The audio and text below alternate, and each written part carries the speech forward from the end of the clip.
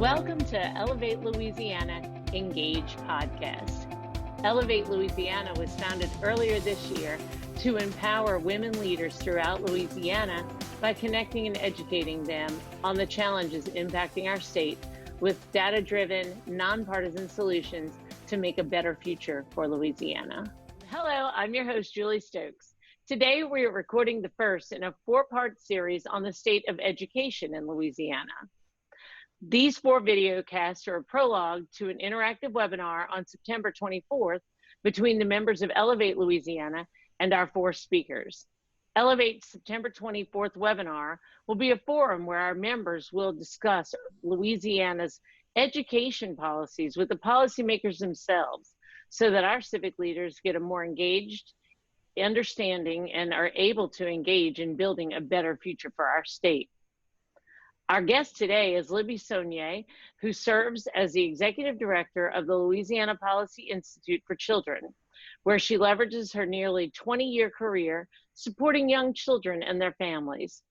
Recognized for her tenacity and deep commitment to children, Libbie has led teams of individuals in system-wide initiatives for the betterment of children, families, caregivers, and practitioners.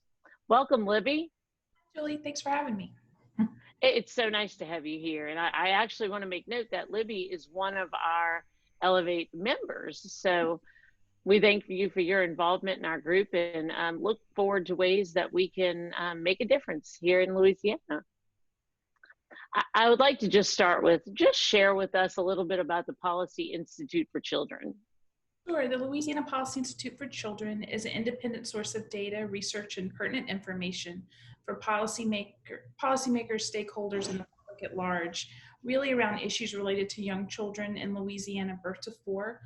We develop policy proposals informed by data and research to really influence best practices that we know we can put in place here in Louisiana so that children are successful in school and in life. Awesome.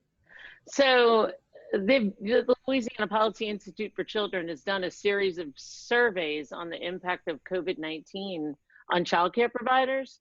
What are some of the more significant findings, and why is it important that childcare centers stay open? Sure. So we've done several things since March 13th, when it seems like the world kind of blew up in Louisiana due to COVID.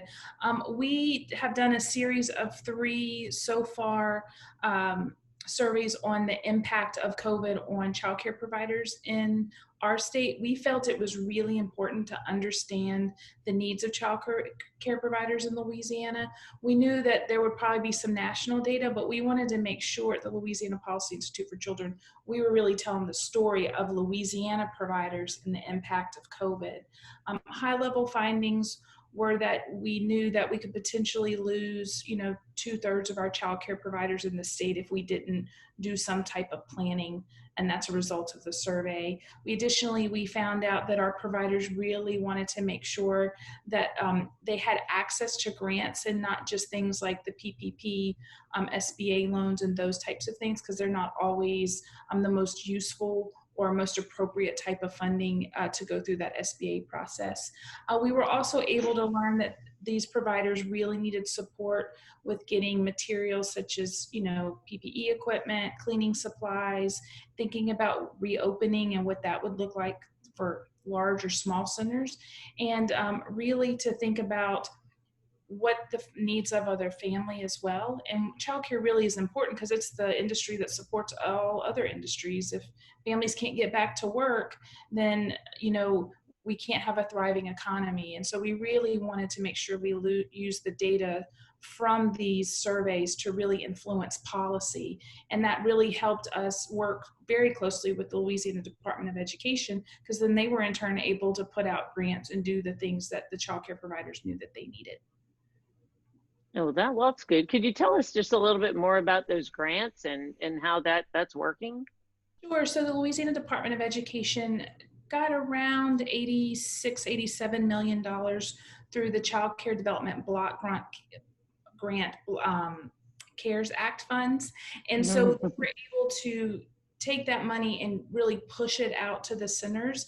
And one of the things that they did, which was really helpful to childcare providers, was look at their license capacity. So how many children they could potentially serve based on their license, times the infant rate. So the infant rate is the highest rate of reimbursement in our state. So that really helps centers have some cash flow to pay fixed costs like mortgage, rent, power, water, those types of things. Because what was happening is if you don't have children coming into your child care center, you're not collecting tuition. And if you're not collecting tuition, you can't pay your bills. It's very different than our K-12 system. And so having that ability to put those funds out into the locals, into child care providers, made a meaningful difference and kept these small businesses afloat in a time where they didn't know where to turn. Yeah, and from everything I know about, having little kids and trying to keep them occupied in a constructive environment and trying to work, I just know how important this is. And some of the information that I've seen on the resultant increase in kids' ability to succeed in school has just been enormous. So with that appreciation for this childcare system, which is and should be made into an early childhood education system in a lot of ways, what can we do and what is being done to make it more affordable and accessible to parents, especially now with COVID-19? Absolutely. So one of the things we did is we really wanted to understand what quality early care and education would cost in light of COVID. So we had done cost modeling before COVID that we knew that it cost about $12,000 annually to provide quality early care and education to young children. So we redid our cost model to be indicative of, reduced ratios, needing more PPE equipment, cleaning supplies, and trying to figure out procedures. And the cost increased from $12,000 a year to $16,000 in light of COVID. And so that's really not a system that we can support at $12,000 or $16,000. And so again, we worked with the Department of Education and other people across the state and policymakers to think about what do we need to do to make sure that, one, the system can keep going, and how do we make sure that providers can afford to absorb some of these costs. So some of the things that happened, again, the Department of Education put out grants. So they've done 3 rounds of grants, which have been helpful. The other piece of the pie is through Senate Bill 189, which, because Louisiana doesn't have any cities that were large enough to get federal CARES Act monies directly from the feds, our legislature and governor decided we're going to do something similar to what the feds were doing for large cities, but we're going to do it for our locals. So we're going to take some of our CARES Act money and make sure it goes down to local municipalities. And so what they did is they put up the $15,000 grant for small businesses that child care providers can help take advantage of. Additionally, through municipalities and parishes, there's availability for reimbursement costs. And so we've worked hard with our providers and other advocates and other stakeholders across the state to say, work with your local parish governments and help them understand that you really need to be a thriving small business to not only support your community, but also the workers that work for your parish government.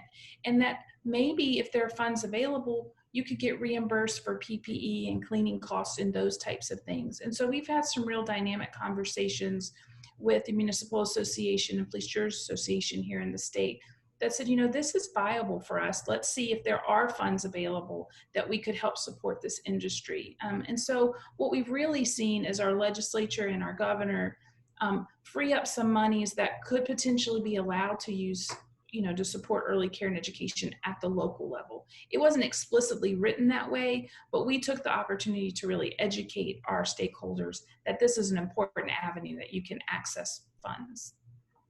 Yeah, I mean, it to me, after having raised a family, and I mean, I'm not quite done, but they're, a senior and a junior in school, it's so important, I think, from the time that the kids spent in that smaller school, like that pre-K3, in Mother's Day out, especially for families that don't have the resources that we might have had to, buy games and toys. And anytime that you had a small deficit that you would see, that you'd be able to take them to a learning center and handle that.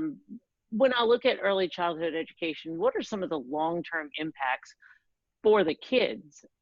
Sure. So we know from 50 years of longitudinal research that when children have access to high quality early care and education in those first 5 years, they're less likely to be retained a grade. They'll less likely need any type of special education. They also have better educational achievement and outcomes, as well as higher earning potential. What we've also seen when they get into their 30s for these kids that we've studied for so many years is that they have higher income ability to earn. They've also had better health outcomes. And from my own longitudinal research with a 50-year data set of these participants, what we've also found is that they have more, they believe that they have more power over the choices that they make, both economically and in their health world. And so that's really important, because if you believe you have control over your economics and you believe you have control over your health, then your outcomes are automatically better. What we've also seen now is through brain imaging, that kids that receive this high quality early care and education compared to children that haven't, from impoverished backgrounds, their brains are in better shape. They have better structures in place, and that they're rational and reasoning that they need to have. As we grow up, we hope we all have we're more rational and be able to be more reasonable to people, that those are actually better too for children that receive that high quality early care and education. So we now know 50 years after studying people, it goes all the way into midlife. And so it's not just one thing, it's a multitude of things, but it definitely starts our little people and sets them up for success. Yeah, when you learn about how the brain grows, it's like so much of the infrastructure is done by the time you reach 18. I mean, materially complete. And we So figure it's 90% of brain development is completely formed by 4 years of age. That's a lot of brain development. That's the foundation of a house. And if a foundation of a house is faulty, it's really expensive to figure that out and to fix that. So yeah. that brain is the same way. So let's do it right the first time and not try to have to backfill it and do crazy things that don't make a lot of sense and that are more expensive in the long run. Yeah, I tell you, it makes you think, doesn't it? So, that's some of the impacts on our children, but what about on the state's economy? If we actually would fund an early childhood education and get something going, what could the state look to see improve? Well, we currently know through our Balancing Act report, our Losing Ground report, that the state loses $1 billion in revenue annually because we don't have people that can go to work and earn an income because they don't have access to quality early care and education. What we know from our businesses is that they're losing about $816 million annually because they don't have workers that can come to work to do the job because those workers don't have access to quality early care and education. So fundamentally, it's just costing us money because we have families that don't have access to quality early care and education. And that's brings me to this. There was a person that I helped through my church before I ever got into politics or anything. She had just been like left by her husband, and they were a young couple. They got out of high school. They both came from dysfunctional families. They got married at age 18, started having babies. By 22, they had 3 kids. They hardly had any money. He just up and left. And he up and left her high and dry with no place to live. He turned off the electricity. I mean, it was just a tragic situation.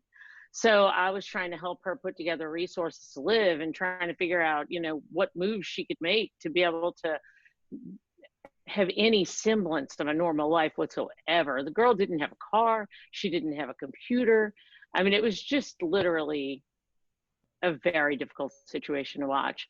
And one of the things is that she was eventually, she was able to get on Snap, and she was able to eventually, but it took a while to get Section 8. She was able to get, because most of the kids obviously weren't school age yet, she had one that could go to kindergarten the next year, or it was pre-K because she qualified for one of the groups, one of the Head Starts, I guess, basically. But the childcare that was government subsidized still cost $120 a month. So that meant that this girl who nobody was willing to pay her, I mean, more than $8.50 an hour. I remember it was like she was making $8.50 an hour. She had 3 kids. She had to figure out how to buy a car, how to have insurance for that car, how to have an apartment, and I mean, just all these things. She didn't have $240 more in a state subsidized plan, even, Oh, to figure out. yeah, and we know from our friends at United Way with the Alice report that really childcare costs as much as your housing, if not more. And your point's well made about a family on childcare assistance. It still costs them money. And what we know is we have less than 15% of our birth through 3-year-olds that are being served through childcare assistance. The need is great. We serve about 16,000 kids steady state at any given time that are at risk. We know we have 173,000 children that are at risk birth to age 4. We've got to do something better about this. Yeah. And that was pre-COVID. Now we're looking at a whole different slate of numbers, and we don't really understand those yet.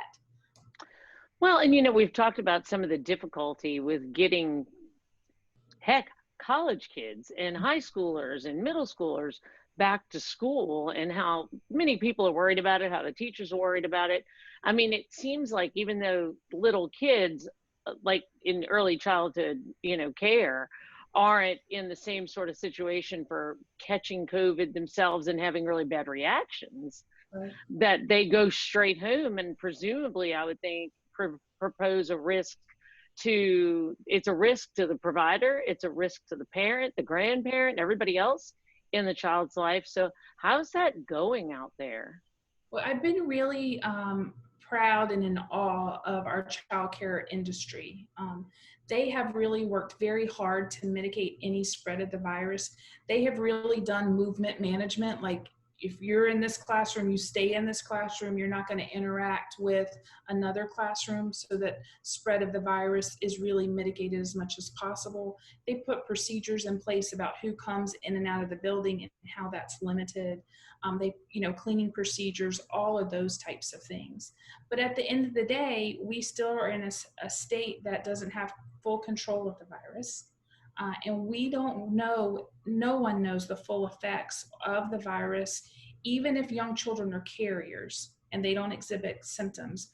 We don't know the long-term effects for young children, middle schoolers, high schoolers, or adults. And so there's so many things that we don't know. But time and time again, I've watched our early care and education sector step up and say, we're going to figure this out, because we have to be here for these families, and we have to be here for these babies, and we've got to do the right things and be very purposeful. It has been staggering to watch how they just pivoted and stood up and said, this is my business, these are my families, and we're going to take care of each other. Well, because virtual learning is not really an option. It's not really developmentally appropriate. Right. So, I mean, you've got a situation in which you just have to keep going. But I mean, in all fairness, I really haven't heard any stories of COVID, a hotspot being through childcare. I mean, there have been some incidences, but the cases have still been low.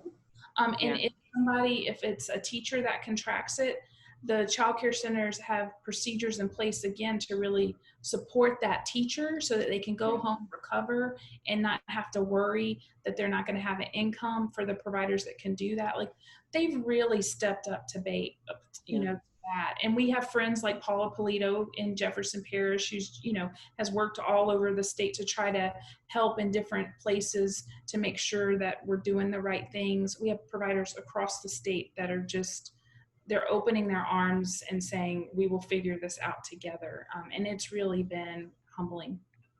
Yeah. Well, that leads me to another point that has always struck me about early childhood education, or childcare, or even education for that matter, is the fact that there are very first low margins for these kinds of businesses. I don't think you'll see any really wealthy childcare center owners. And, for the people doing this work, the pay is usually not very good. What do you make of that? Because here's people out there, especially in this COVID environment, stepping up to the plate, They're doing everything they can to keep our economy going, our families going, our kids safe, yet they're not very well paid at all. Well, the median hourly rate for a childcare teacher in an early care and education setting is $8.95 an hour, which just, I mean, it just made you have a little hiccup yourself. So what we have is our most vulnerable population caring for our most vulnerable population. So we have people that are in high stress situations caring for our young children, and they're worried about affording, power and water and all of, housing and all of that. And so it's staggering that if we truly value children, then we would value their teachers in any setting. So not just K-12 settings, but really these early childhood settings, and really be able to support the system that supports these teachers that educate from the time these little people, come into the world, so that they have what they need. It's a huge disparity. I wish I could say I see it getting better. I see isolated effects of it getting better because providers, childcare owners are saying we've got to pay people more, but then their margins get smaller and smaller and smaller. And many childcare providers really, they operate in a hole, and they just move money around to figure out what's next. And so that's the reality of this. And that's really pushed us at the Louisiana Policy Institute for Children to think about what's the infrastructure that we need to really support this whole industry, and probably doesn't look like it does now. And so we're working with national partners and experts to really think about how do we re-envision childcare so that it's profitable, there are better margins, and that we can take care of the providers that really take care of our little people. Yeah, it makes me think about, and we don't want to stray too far into this, but one of the things that I've always been told are, well, women generally make less than men because they pick jobs that don't pay much, like early childhood education. And I always think to myself, well, are those professions underpaid because they've always been women? Or are they such easy, unimportant positions that they shouldn't pay much?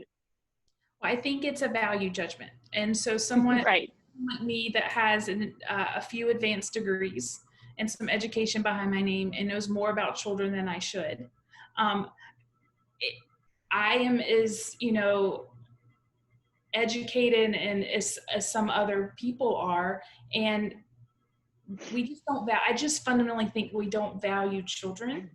And Right. if we did, if it was a man or a woman, then we would make sure that we cared for them. But women's work is caring, and we are caregivers, and we don't value that and the emotional tax of that in the long run.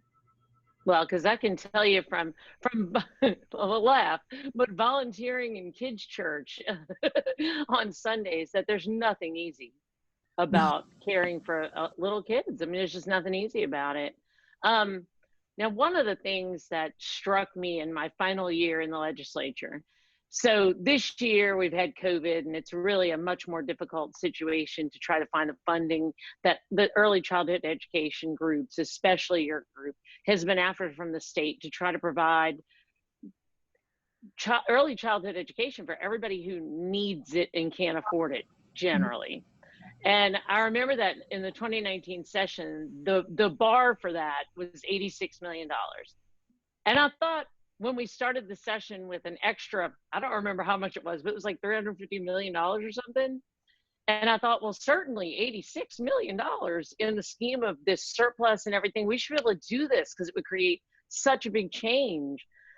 What do you think that is? Why can't we squeeze, now, not this year, because I understand the weirdness of the COVID year, but why can't we squeeze the blood out of that turnip? What is the deal? I think that people like to talk about the importance of early care and education and how it should be quality, because we know that's what's best for our children. But nobody wants to put their money where their mouth is. And that's a problem. We had several people that ran for election last fall in our state that put early childhood on their platform. And we worked with them to really understand that. And we were going into this 2020 session in probably the best place we could have gotten. But again, when there are dollars available, it's the last place it goes. So even with COVID, there were opportunities. Other states did it outside of the Child Care Development Block Grant CARES Act funds. There were some states in our country that said, this is an industry that supports all other industries. We can't get our economy back open if we don't support this industry more, meaning childcare. And they gave additional funds out of their CARES Act to this, to childcare. And so we're in this weird space, but right now, because of CARES Act funds, we're serving 4,500 kids over what we normally serve with our budget. So we normally serve about 16,000. We're serving to 20,000 and some change kids. So we have about 4,500 kids that are going to lose access to childcare when those monies run out. We've got to figure that out. And we know we have 173,000 kids in our state that actually need access to quality care that are at risk. So if we're going to move forward as a state and as an economy, we have to take care of our most vulnerable and the ones that we want to be able to take care of us when we're old and we can't do anything. We've got to make sure that we educate them when they're young. Well, and you said, did you say 116,000 kids? We have 173,000 kids that we need. Oh, okay, yeah, that's a lot more than I heard. Yeah. So is that what the 86 million was going to be able to fund? The 86 million over, so each year for a decade. So not just $86 million over 10 years, but $86 million for 10 consecutive years would help us get to the 173,000 children that need to be served that are at risk birth to age 4, that we currently don't even touch that many of. So $86 million per year. For a decade. Right? Mm-hmm. For a decade. But then after that, you'd still need it, right? You would, but you'd have it cumulatively built in your budget. So then it wouldn't be so much of a stretch, and you would have a steady state number of children that you were serving that were at risk. And so now it would be it's a big leap. But when you do it over time, you could get there. The other thing that we hear consistently is, do we have the capacity to be able to serve this many kids? We will have the capacity when there are funds available. Your capacity will build when that happens. And so we have to just make children a priority at every way we can turn. We've got to make young children a priority. Yeah. Are there certifications in early childhood, or is it an education degree, or you don't have to have a 4-year degree? I would think. Early care and education to be a center that is part of our quality rating system in the state, which happens to be the 8th in the country related to accountability, which is pretty cool that we're doing something right, related to accountability. So to be a part of the quality rating system, teachers need to have an ancillary child development certificate. So what it is, it's a child development associate's degree coupled with coaching that our Department of Education says is important. And not just our Department of Education says that that's important. Science tells us that that's how people really learn best. And so they get the certificate, and it really does increase better outcomes for children and better interaction and better quality of care. Now, okay, one more question, because if you go through that, you get your associate's degree and you do your coaching and you're ready to go do that job and go work with kids. Are those the people making $8 and whatever? So it's such a tough argument, because unless you've got someone else to also support you, I mean, you just better have a husband, or you're young and your parents will still help you, because I don't know, there's 2,000 work hours in a year. So if I'm going to say, even if there's a few extra, so let's say that's like $20,000 a year to live on, right? No benefits. Yeah, I mean, it's not doable. It's not sustainable. So yeah, for people to want to go get that certification, you've really got to make it more palatable. Is that the certification through our pathways system that helps these teachers get that certification in early care and education, there's a tuition. so that they can get that paid for if they do so many things. We also have tax credits in place in our state that really support childcare providers and the teachers and the owners to say, if you're going to continually reach for quality, then you can get some tax credits so you can get money back on your taxes that you can invest in your business, that you can invest in yourself as a teacher, and those types of things. So we are fortunate to do that, but that doesn't put money in your pocket every month that you need to pay your bills. Right, but that's great information. That's really great information.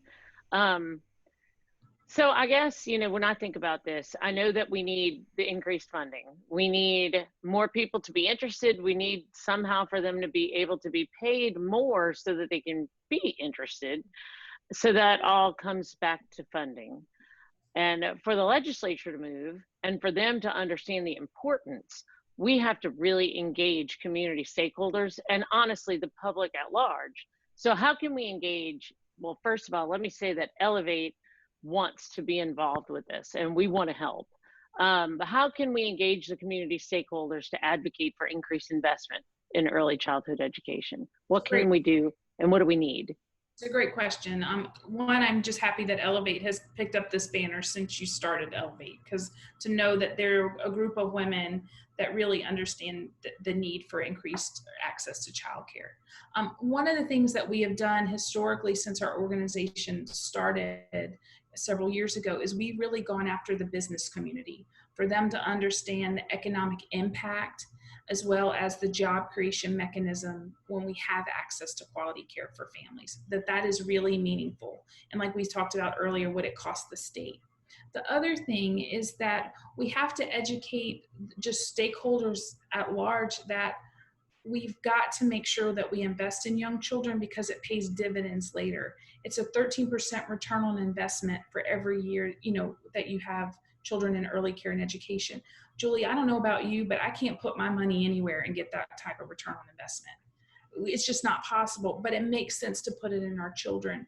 And we have to really talk about what quality is and how meaningful that is for children. And then ultimately, we've got to make early care and education so palatable that people are having conversations about it and saying, if we're restarting this economy, we really need to worry about where kids are going, and not just that they're anywhere, that they're in quality settings, just like we want to make sure that children that are in the K-12 world, that they have access to quality schools.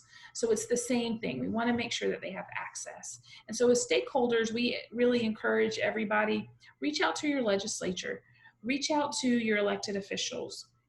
Our congressional delegation listens to us. We quite frankly badger them. And so we're letting them know what's important because we have Louisiana data to tell the story. And we continue to educate our elected officials here in Louisiana. And so anytime that you can talk about the importance of young children and how them being a priority also means that we have to have access to childcare is an important one.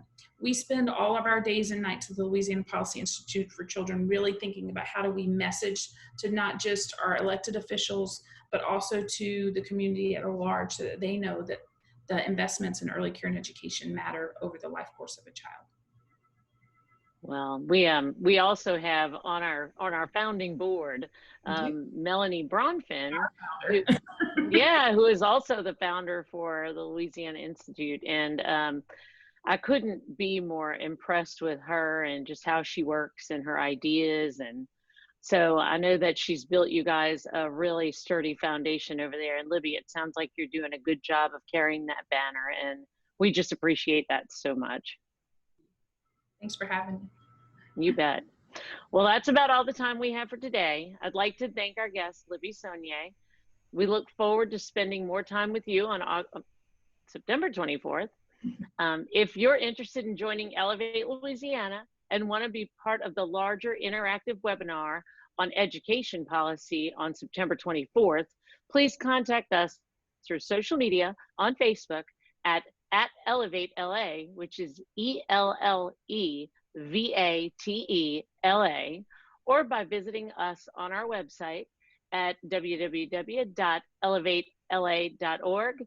Again, that's ELLEVATELA.org. And don't forget to like Elevate Louisiana on all your social media platforms. I'm your host, Julie Stokes. We'll see you next time.